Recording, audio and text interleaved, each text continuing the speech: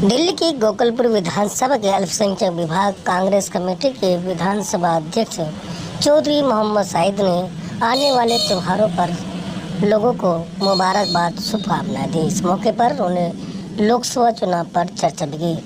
इस मौके पर उनके साथ टीम भी थी जिन्होंने लोकसभा चुनाव पर भी अपनी बात कही। देखते ये कैमरा वुमेन आशा रानी के साथ शमशाद अली मसूदी की ये रिपोर्ट। चौधरी शाहिद अली विधानसभा गोकुलपुर से अध्यक्ष हूँ। आज अलविदा जुमा है और पूरे मुल्क में खुशियाँ मनाई जा रही हैं, बल्कि पूरी दुनिया में खुशियाँ मनाई जा रही हैं मुस्लिम समाज की तरफ से। तो क्या मैसेज दे रहे हैं आज?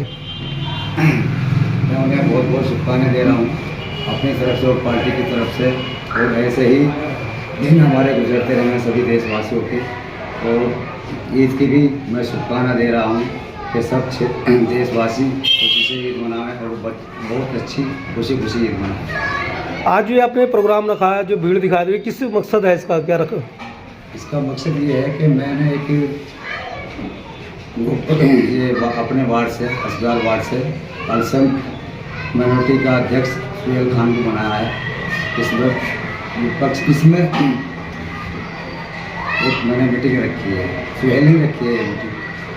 अब सुहेल अभी फिलहाल मौके पर नहीं है, किसी काम में है, लेकिन मैंने उसे अध्यक्ष बनाया है कांग्रेस कमेटी। अच्छा, अभी दो तीन दिन बाद जो है ईद का त्यौहार है, इस बीच में हनुमान जयंती भी है, रामनवमी का त्यौहार भी है। तो लोगों को क्या मैसेज देंगे, क्या अपील करेंगे? सब अपना अपना त्यौहार सुकून से मनावा सब देशवासी। ये त्यौहार हैं हमारे, साल भर में आते हैं और सब हम एक ही जुट रहते हैं, सब पब्लिक है और जनता सब अपने खुशी किसी के भड़काए मनावे, अपना त्यौहार मनावे, तो इसी में ही भलाई है, इसी में अच्छा है।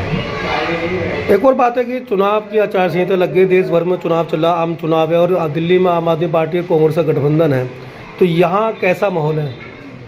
माहौल गठबंधन का बढ़िया है और पूरे देश में ही गठबंधन का माहौल बढ़िया है। और 400 पार अब तक कांग्रेस की सीट आएंगी गठबंधन की और सरकार बनाएगी। मतलब बीजेपी का नारा 400 पार?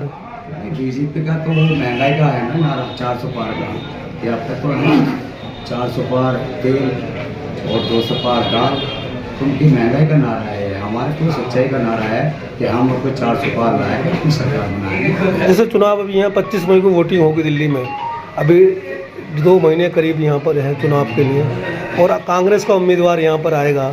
तो क्या आम आदमी पार्टी के लोग आपके साथ हैं पूरी तरह से? नहीं, बिल्कुल है। आम आदमी के सब जनता कांग्रेस के कैंडिडेट के साथ है, और जहाँ आम पार्टी का कैंडिडेट है वहाँ कांग्रेस कार्यकर्ता सब साथ हैं।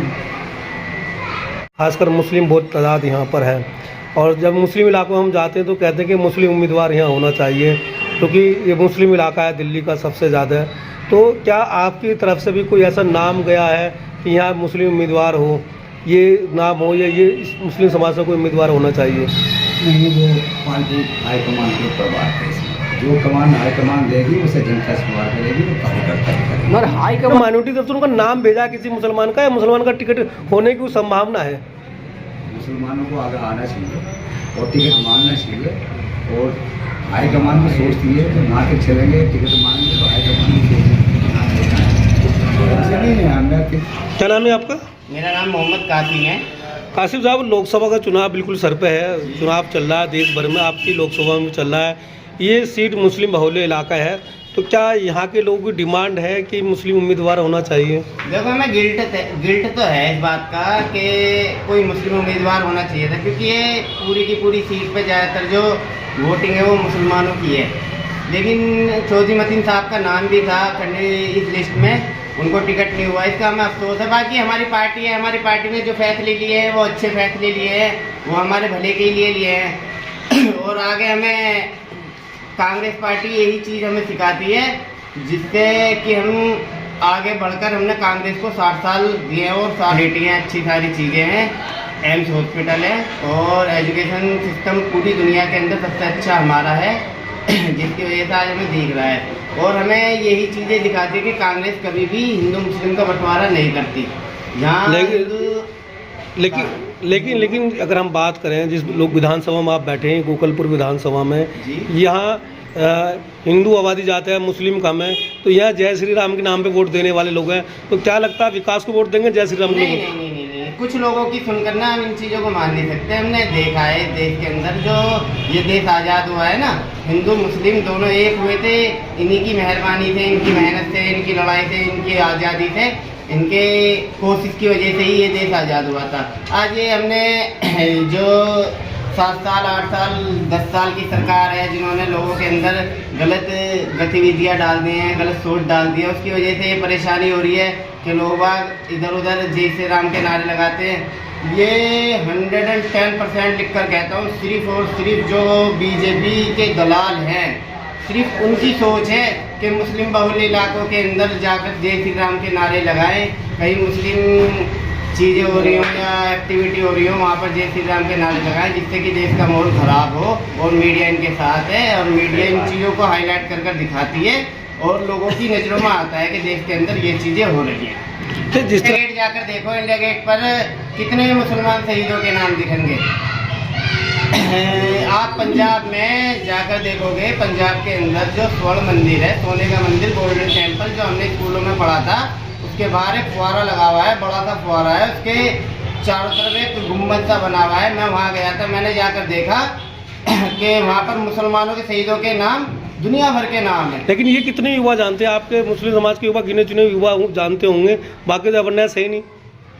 लेकिन ये है कि देखो, पढ़ाई जरूरी है, एजुकेशन सिस्टम जरूरी है। एजुकेशन सिस्टम हमारा बढ़ेगा, हम लोग एक दूसरे से जागरूक होंगे, तब हमें जाके इन चीज़ों का पता लगेगा। बड़ी अच्छी बात है, सब आपस में मिलजुल के रहें तो ये अच्छी बात है। अभी भाई साहब ने एक सवाल उठाया था कि एससीओ को तो वो है रिजल्ट, और मुसलमानों का जैसे बहुमूल्य किसी जगह है उसे क्यों नहीं। ये तो समाधान में उन्होंने पहले लिखा था इस बात के लिए, जो दबे पिछले लोग थे, ज़्यादा दबे पिछले, तो उनके लिए ये कानून बनाया था कि उनको सहायता दी जाए इस चीज़ की। और हम तो हर किसी के साथ मिल के चलने वाले लोग। देश भर में लोकसभा चुनाव है और आप युवा हैं, किस निगाह से देते हैं इस लोकसभा चुनाव को? क्या बीजेपी दोबारा आएगी या कांग्रेस विरोध कर रही है? नहीं, इस जैसे कि इस सीट को आप जानते हैं, इस पर दंगे भी हुए लॉकडाउन में, और लॉकडाउन में ज़्यादा यहाँ हेल्प भी नहीं हुई। और जितनी वीडियो यहाँ की लीक हुई है ना, आपने देखा होगा, पुलिस और प्रशासन दोनों ने बहुत ज़्यादा अत्याचार किया यहाँ की जनता पे, चाहे वो हिंदू हो चाहे मुसलमान हो। मैं आज हिंदू मुस्लिम की बात नहीं करूँगा, मैं बात करूँगा यहाँ की जनता की। तो वो बहुत ज़्यादा प्रताड़ित हुई है पिछले कुछ सालों में। तो यहाँ पे जो ज़्यादा रुझान है वो मैं बताना चाहूँगा झाड़ू और कांग्रेस का है, जो इन्होंने आपस में जो कॉम्बो बनाया है, तो इसका ज़्यादा रुझान है। क्योंकि बीजेपी ने बहुत ज़्यादा प्रताड़ित किया है इस वाली सीट पे, स्पेशली बहुत ज़्यादा परेशान रहे इस सीट पे बंदे। और एनसीडी में बहुत ज़्यादा परेशान है, यहाँ की साफ़ सफाई को लेकर, या फिर यहाँ पे जो भ्रष्टाचार होता है अभी तक, उससे बहुत ज़्यादा परेशान है। तो मेरा जो मुझे रुझान नज़र आ रहा है वो झाड़ू की तरफ है, और कांग्रेस को जो समर्थन यहाँ से मिलेगा, जहाँ तक मुझे लगता है।